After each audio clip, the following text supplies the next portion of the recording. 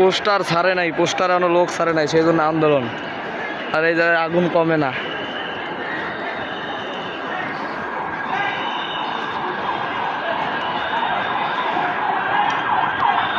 Ambulance ভাই, লোক আহত আছে রে।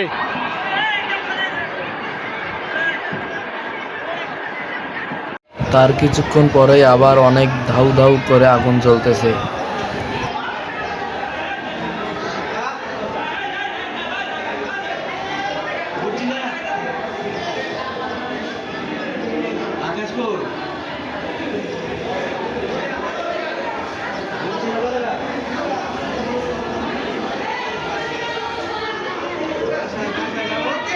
আমরা বাহিরে এসেছি আগুন দেখার জন্য।